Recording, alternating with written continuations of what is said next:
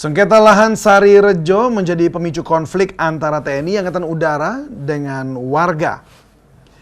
Adanya keterlibatan institusi TNI Angkatan Udara dan kepentingan lainnya diduga membuat penyelesaian sengketa lahan menjadi terhambat.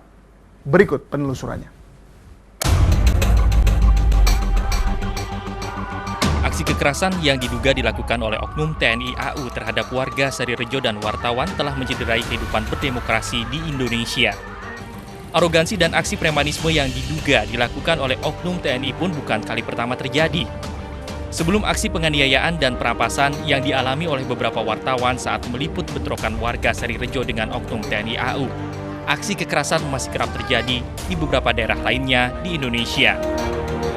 Ini kejahatan yang luar biasa gitu ya. Seorang wanita gitu, seorang perempuan sudah mengeluarkan identitas dia sebagai jurnalis atau sebagai wartawan, tetapi masih diperlakukan dengan begitu kasar ya. Disodok dengan tongkat, kemudian dirampas alat kerjanya, dibanting, dan sampai hari ini menurut keterangan korban itu belum kembali. Berdasarkan data dari Aliansi Jurnalis Independen Indonesia (AJI), jumlah kekerasan terhadap jurnalis semakin meningkat setiap tahunnya. Pada tahun 2014, 41 laporan kekerasan dilaporkan dengan pelaku TNI sebanyak 2 laporan. Pada tahun 2015, 42 laporan kekerasan dilaporkan. Sedangkan pada bulan Januari sampai Agustus tahun 2016, 12 laporan kekerasan dilaporkan dengan pelaku TNI sebanyak 1 laporan. Aksi kekerasan terhadap wartawan jelas memiliki konsekuensi hukum. Apalagi dalam menjalankan pekerjaannya, wartawan secara khusus dilindungi oleh Undang-Undang Nomor 40 Tahun 1999 tentang pers. Adalah status lahan seluas 260-an hektar di sekitar permukiman Sari Rejo yang akhirnya memicu terjadinya bentrokan di antara warga Sari Rejo dengan oknum TNI AU. Menurut Marsma Jemi Trisonjaya selaku Kadispen AU, lahan sengketa tersebut adalah lahan milik negara yang dikelola oleh TNI AU. Selanjutnya, di lahan tersebut rencananya akan digunakan sebagai lokasi rusunawa bagi prajurit TNI AU. Bahwa tanah tersebut adalah inventaris kekayaan negara. Jadi lahan ini dikelola oleh TNI Angkatan Udara seluas 591 hektar. Angkatan Udara tentunya akan mengembangkan sesuai dengan strategi pertahanan. Rencana strategi pertahanan, kemudian kita ada konsep akan membangun pangkalan terdepan di wilayah-wilayah yang ada di baik itu barat, tengah maupun timur.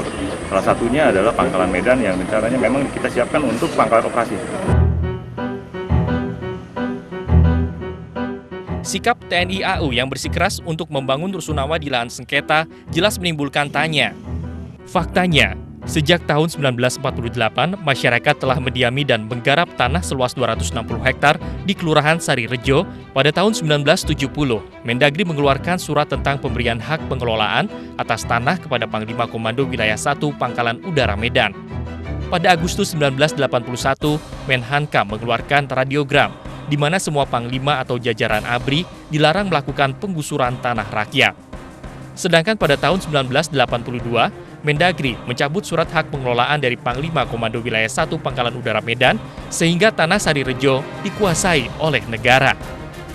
Pada tahun 1989, masyarakat menggugat Kepala Staf Angkatan Udara dan Komandan Pangkalan Udara Polonia Medan melalui Pengadilan Negeri Medan. Putusan Pengadilan Negeri Medan saat itu memenangkan masyarakat dengan menegaskan tanah Sari Rejo adalah tanah garapan rakyat.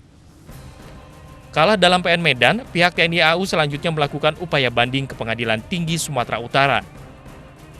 Namun Pengadilan Tinggi Sumatera Utara justru menguatkan putusan Pengadilan Negeri Medan yang artinya masyarakat Sari Rejo tetap berhak menggarap lahan Sari Rejo. Merasa tidak puas, akhirnya TNI AU pun mengajukan kasasi ke Mahkamah Agung.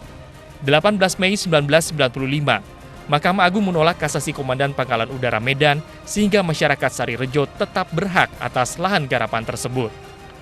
Kalau secara hukum, menurut putusan Mahkamah Agung bahwa tanah ini adalah milik kami sebagai penggarap yang diputuskan pada tanggal 18 Mei tahun 1995 dan putusannya nomor 229K Perdata 1991. Selain itu, dari penelusuran kami di lapangan, kami menemukan beberapa fakta yang mencengangkan terkait penggunaan lahan di sekitar permukiman warga Sarirejo dan landasan udara Lanut Suwondo, Medan. Dari lahan seluas 591,30 hektar yang diklaim milik negara dan dikelola oleh TNI AU yang sebagian digunakan sebagai Lanut Suwondo. Di area sekitar Lanut Suwondo telah berdiri Sentral Business District dan perumahan-perumahan mewah hingga wahana bermain waterboom Medan Polonia. Terkait dengan pengembang yang ada di situ, menurut penelitian kita itu dasarnya itu rislah dengan lahan pengganti yang disiapkan oleh pengembang kepada depan kampung yang pasti terhadap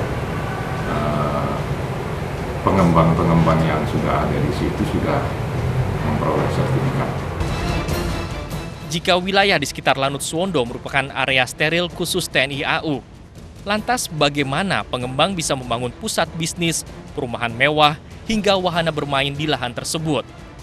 Fakta inilah yang dipertanyakan oleh banyak pihak, terutama warga Sarirejo. Dugaan dan kecurigaan adanya kepentingan bisnis di antara TNI AU dengan pengembang dalam lahan sengketa ini pun menyeruak di masyarakat. Fakta-fakta sekarang di sekitar Polonia itu telah banyak properti, banyak rumah mewah. Nah, lalu negara ini hadir untuk melayani siapa? Kenapa yang rakyat harus digusur, tetapi ada sisi yang lain, negara memfasilitasi orang-orang yang berada. Bahwa ada skenario yang sedang dirancang untuk pengalihan aset ini nanti kepada orang lain. Dan kalau itu, tidak boleh kita pungkiri bahwa itu adalah kepentingan bisnis. Bukan bisnis TNI, tapi bisnis oknum-oknum TNI AU. Itu yang sangat berbahaya. Dugaan adanya kepentingan bisnis di antara TNI AU dengan pengembang seharusnya tidak perlu terjadi.